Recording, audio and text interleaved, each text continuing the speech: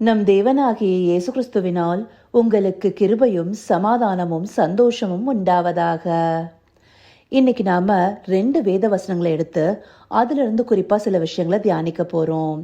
அந்த வசனங்கள் சங்கீதம் 139 அதிகாரம் வசனம் 23, 1 கொரிந்தியர் 11 அதிகாரம் வசனம் 31, Psalms 139 verse 23, 1 Corinthians 11:31. முதலாவதாக சங்கீதம் 139 அதிகாரம் 23 வசனம் பார்த்தோம்னா, தேவனே என்னை ஆராய்ந்து என் இருதயத்தை அறிந்து கொள்ளும், என்னை சோதித்து என் சிந்தனைகளை அறிந்து கொள்ளும். இந்த வசனம் தாவீது தேவனை நோக்கி செய்கிற ஒரு விண்ணப்பமா இருக்கு. இதுல அவர் என்ன சொல்றாரு? அவருடைய இருதயத்தை ஆராய்ந்து அறிந்து கொள்ளும்படியாகவும் அவருடைய சிந்தனைகளை சோதித்து அறிந்து கொள்ளும்படியாகவும் தேவனிடத்துல கேட்கிறாரு. நம்முடைய இருதயத்திலிருந்து தான் எல்லா காரியங்களுமே தோன்றுது.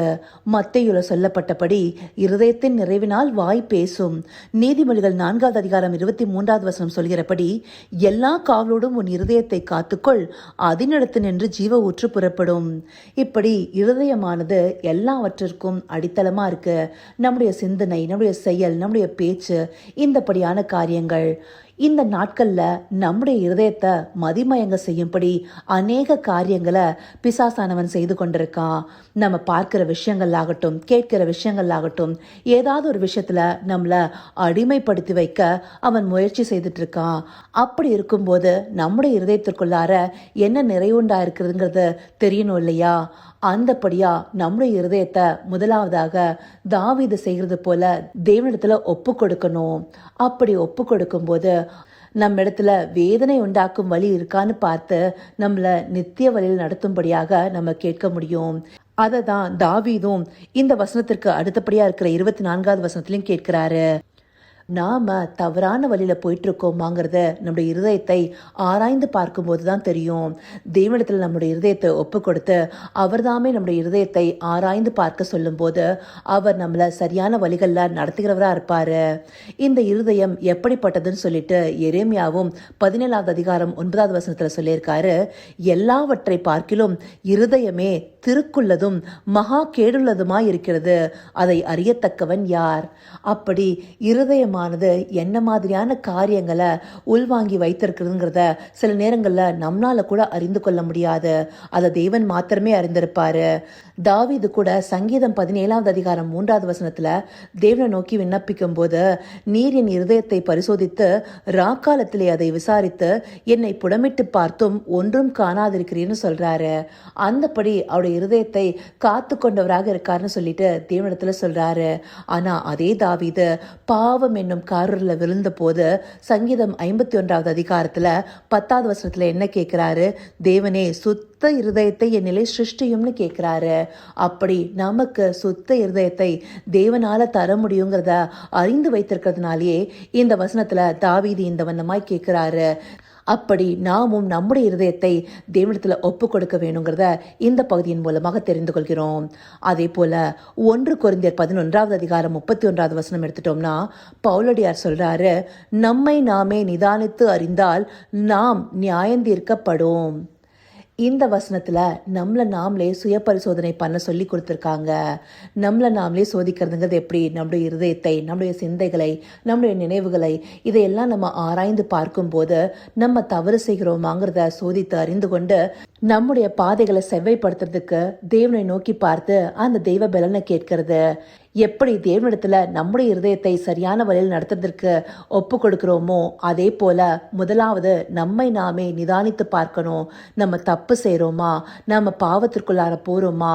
நம்ம செய்யற காரியம் சரிதானா? இது தேவனுக்கு பிரியமா இருக்குமா? அப்படிங்கறது எல்லாமே சோதித்து அறியணும். அதை மாத்திரம் இல்ல, நம்ம விசுவாசம் உள்ளவர்களோ என்று நம்மளை நாமே சோதிச்சு பார்க்கணும் அப்படின்னு சொல்லி 2 கொரிந்தியர் 13 அதிகாரம் 5 வசனம் கூட சொல்லுது. அந்தபடியா நம்மை நாமே சோதித்து அறிய வேண்டியதும் அவசியமா இருக்கு. ஏன்னா நம்முடைய இருதயத்துல தேவையில்லாத காரியங்கள் குடிக்கொண்டிருந்தா நம்மளால எப்படி ஆண்டுடைய வருகைக்கு ஆயத்தப்பட முடியும்?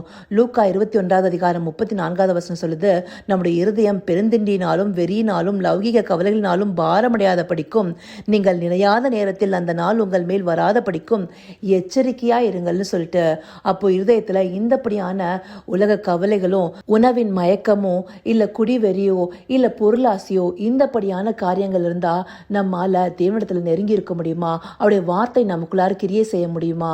நிச்சயமா முடியாது இல்லையா?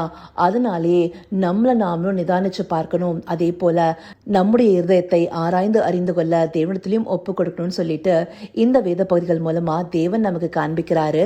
அதற்காக அவருக்கு நன்றி தெரிவிப்போமா? கர்த்தாவே, தேவாதி தேவனே, உமக்கே இந்த வேளை நன்றி செலுத்துகிறோம் ராஜா. அப்பா, இந்த கடைசி நாட்கள்ல எங்கள் இருதயத்தை மதிமயங்க செய்யும் அநேக காரியங்கள் நடந்து கொண்டிருக்குது ராஜா.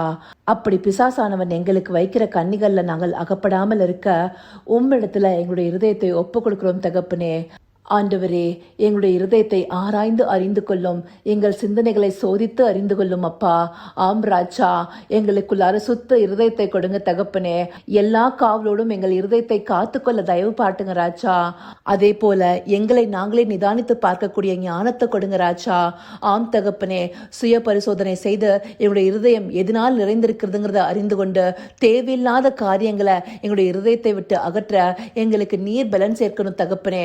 ஆம் ராஜா, அந்தபடியாய் வேதனை உண்டாக்கும் வழி எங்களிடத்தில் உண்டோ என்று கண்டு நித்திய வழியில எங்களை நடத்துங்க ராஜா. அதற்காய் இந்த நாள்ல எங்களை உம்மிடத்துல ஒப்பு கொடுக்கிறோம் தகப்பனே. அப்படியாய் நீங்க நடத்த போகிற தயவிற்காய் நன்றி. சகலவித துதி மகிமை கனம் யாவும் ஒருவருக்கே செலுத்துகிறோம். இயேசு கிறிஸ்துவின் மூலமாய் வேண்டிக் கொள்கிறேன் பிதாவே. ஆமேன், ஆமேன்.